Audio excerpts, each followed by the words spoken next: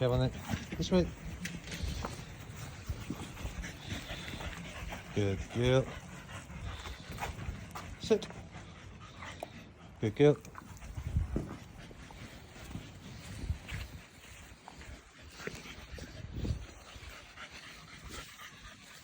Ready.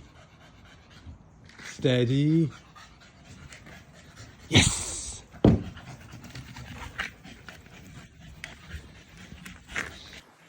So as you can see guys, that is the importance of having clear reward markers, a start and a finish point. Okay, so all I've done there is put Helga into a sit, rewarded her because she's done what I've asked. I've asked her to sit and she sat. At no point do I need to say wait, do I need to say stay, because all I'm going to do is keep saying good girl. I've asked her for a sit, she's done exactly that, so I keep praising her. Don't use wait, don't use stay, it's irrelevant, just confuses things. Their behaviour doesn't change, our commands change, so we start off by saying good or good boy, good girl, because they've gone into a sit. They don't do anything different, but yet we don't carry on rewarding them. All we do is then change to wait or stay. It's irrelevant, it's confusing, forget it. If they're in a sit like they've asked, like you've asked, sorry, just say good girl, good boy, or whatever your continuation marker is and you want them to stay in that behaviour. So my conclusion marker, so the end of their behaviour, is yes.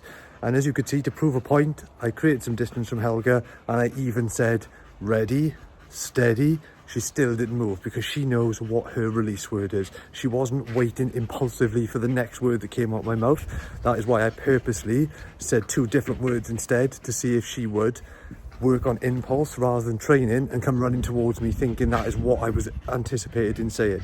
But she didn't. She waited to see what those words were, realised that they weren't my release command, and then waited for that yes.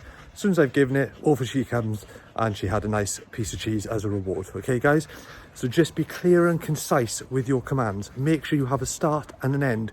Don't use treats as the end of your behaviour, because yes, it'll work in a sit, but when you go to do place training and you take your dog to a pub and you're sitting there for an hour and you give them a treat in the first 5 minutes, they're then going to get and walk off. Always have a start and a finish to your behaviour. Make sure you are clear and concise with everything you do, something as trivial as a sit right up to place or whatever it is that you're doing. Hope that helps guys, just a little tip for you, because I know it makes a massive difference in that level of obedience, providing you stay strict with it. Have a nice day guys, catch you soon.